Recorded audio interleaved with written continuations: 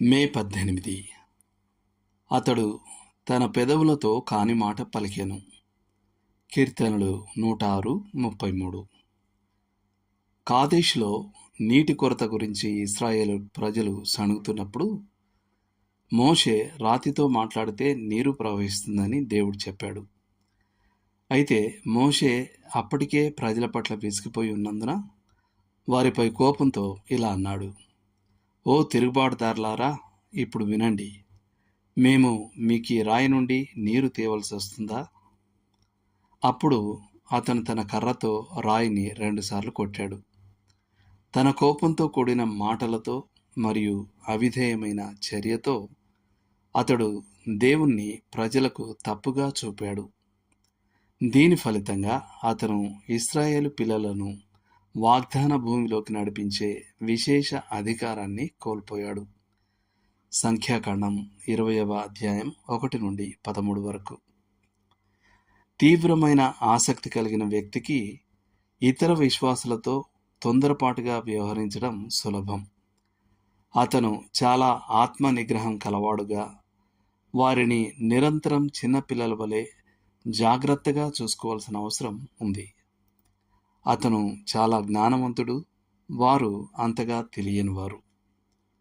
అయితే అతను తెలుసుకోవాల్సింది ఏమిటంటే, వారు ఇప్పటికీ దేవుని ప్రియమైన ప్రజలు మరియు ప్రభువు వారి పట్ల ఎలాంటి మాట దుర్వినియోగాన్ని సహించడు. ప్రజలు ఒప్పించబడి తీవ్రంగా ప్రభావితులయ్యే విధంగా దేవుని వాక్యాన్ని శక్తివంతంగా ప్రకటించడం ఒక విషయం, కానీ వ్యక్తిగత చికాకు, వ్యక్తిగతంగా వారిని తీవ్రంగా మందలించడం పూర్తిగా మరొక విషయం. ఇది ఒక వ్యక్తిని దేవుని ఉత్తమ ప్రతిఫలాల నుండి దూరం చేస్తుంది. 2వ సమూయేలు గ్రంథం 23వ అధ్యాయంలో దావీదు యొక్క ప్రసిద్ధ వ్యక్తులు జాబితా చేయబడినప్పుడు ఒక పేరు లేకపోవడం స్పష్టంగా కనిపిస్తుంది. అది దావీదు సేనాధిపతి యోవాబు పేరు. అయితే అతని పేరు ఎందుకు లేదు? యోవాబు దావీదు స్నేహితులలో కొందరిపై కత్తిని ఉపయోగించాడు కాబట్టి అది కారణమని సూచించబడింది. అలాగైతే మనం దేవుని ప్రజలపై మన నాలుకలను కత్తిగా ఉపయోగించడానికి శోధించబడినప్పుడు ఈ సంఘటన మనకు హెచ్చరికతో నిండి ఉంది.